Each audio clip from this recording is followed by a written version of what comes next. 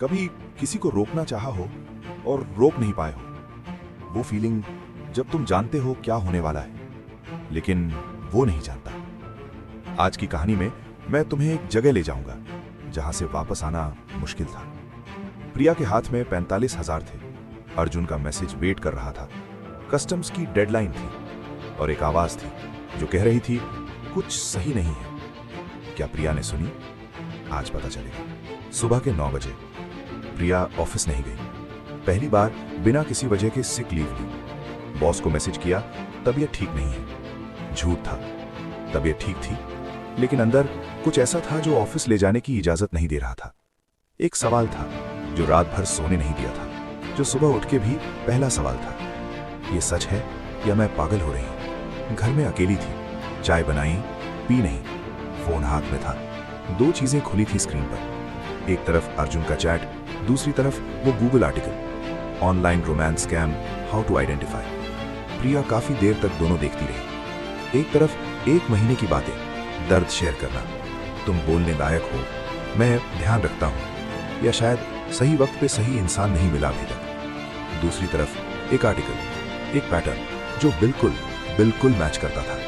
Step 1 random follow request, step 2 warm consistent messages, step 3 emotional bonding, step 4 trust build करो, step 5 parcel story, step 6 customs duty, step 7 पैसे।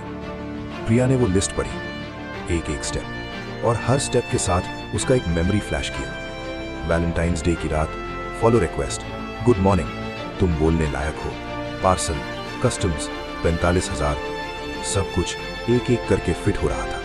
जैसे puzzle के टुकड़े जो पहले अलग अलग थे अब एक तस्वीर बना रहे थे, एक बहुत दर्दनाक तस्वीर। उसने एक काम किया जो शायद सब कुछ बदल देगा। उसने निशा को कॉल किया। निशा ने उठाया। हाँ बोल प्रिया, सब ठीक है? ऑफिस नहीं आई आज? प्रिया ने 1 सेकंड सोचा। काफी दिनों से वो अकेली रही थी अपने सवालों के साथ। माँ को नहीं बताया, स्नेहा को नहीं बताया, किसी को नहीं बताया, क्योंकि कुछ था जो बताने से डरता था। शायद इसलिए कि बताने से सच रियल हो जाता। लेकिन आज वो आवाज जो रात भर जगाती रही बहुत तेज थी। फिर बोली, निशा, एक चीज बतानी थी। वो जो ऑनलाइन दोस्त है मेरा अर्जुन, उसने एक पार्सल भेजा है, कस्टम्स में रुका है, 45,000 मांग रहे हैं। निशा ने 1 सेकंड साइलेंस रखा, फिर बोली, प्रिया, सिर्फ इतना, एक नाम, और उस एक नाम में इतना कुछ था। पूरी फ्रेंडशिप, पूरी परवाह, पूरा दर्द। मैं जानती हूं क्या सोच रही हो, प्रिया ने कहा, लेकिन निशा, ये अलग है, अर्जुन अलग है। उसने कभी पैसे नहीं मांगे, ये सिर्फ एक पार्सल की बात है। निशा ने कहा, प्रिया, क्या तुमने कभी उसकी आवाज सुनी है? साइलेंस, लंबी साइलेंस। नहीं।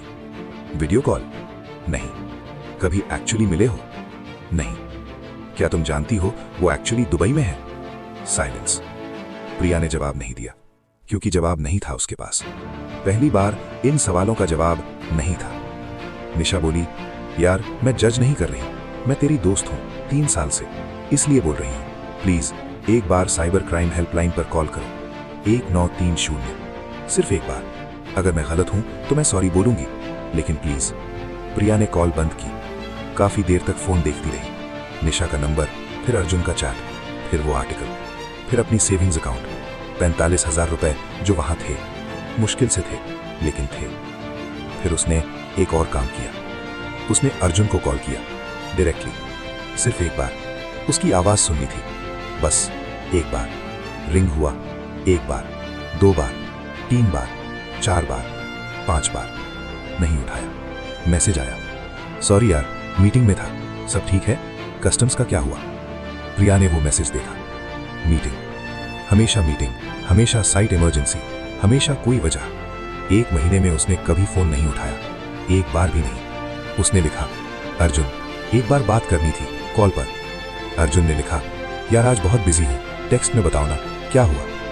प्रिया ने फोन रख दिया, उठाया, फिर रख दिया, और फिर उसने वो किया जो 1 महीने में पहली बार किया।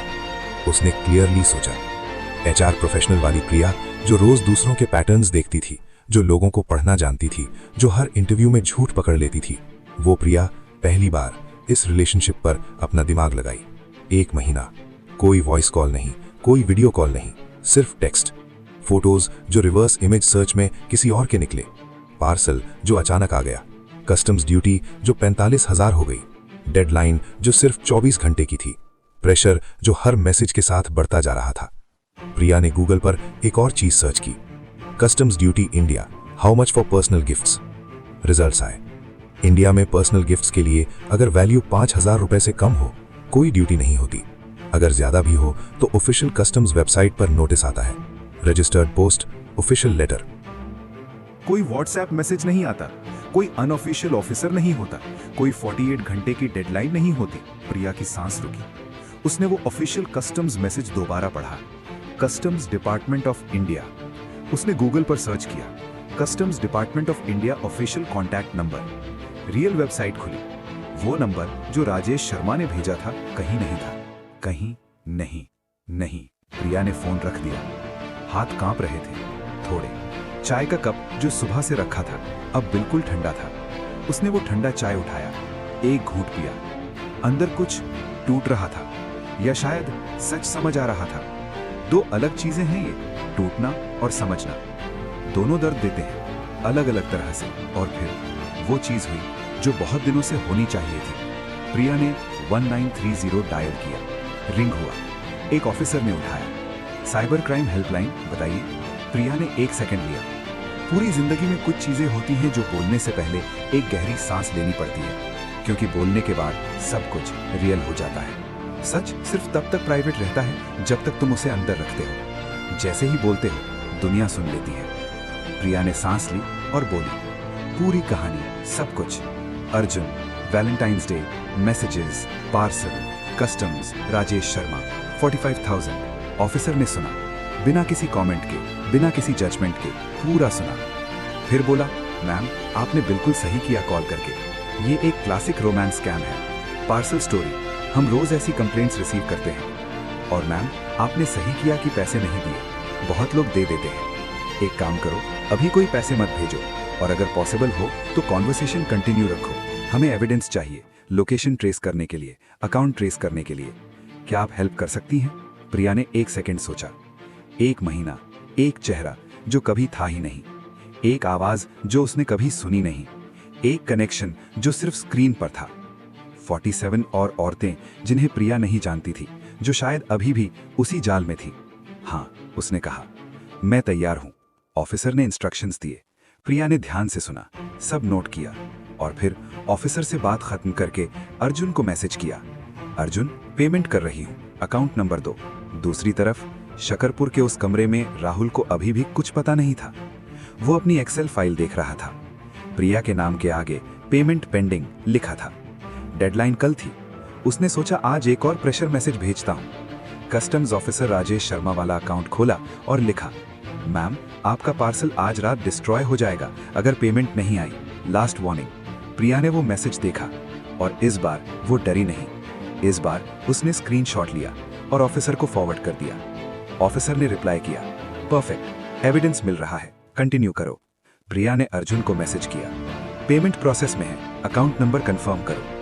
अर्जुन ने राहुल बनके एक बैंक अकाउंट नंबर भेजा, एक फेक अकाउंट। प्रिया ने वो भी स्क्रीनशॉट लेकर ऑफिसर को भेज दिया। ऑफिसर ने कहा, एक्सीलेंट, ये अकाउंट नंबर हम ट्रेस कर रहे हैं, बहुत अच्छा किया आपने। रात के 8 बजे ऑफिसर का कॉल आया, मैम अकाउंट नंबर ट्रेस हो गया है, एक गैंग है दिल्ली में ही बेस्ड, शकरपुर एरिया में। हम कल सुबह रेड करेंगे, आपको कोर्ट में विटनेस बनाना पड़ेगा, तैयार है? प्रिया ने 1 सेकंड सोचा। कोर्ट, विटनेस, ये सब इतना बड़ा था, इतना रियल। लेकिन फिर उसने सोचा, वो 47 औरतें जो अभी भी किसी अर्जुन से, किसी रोहन से, किसी समीर से बात कर रही होंगी, जो अभी भी रोज सुबह का मैसेज वेट करती होंगी, जो अभी भी मैं हूं पर भरोसा करती होंगी। हाँ, उसने कहा, मैं तैयार हूं। दूसरी तरफ राहुल को अभी भी कुछ पता नहीं था।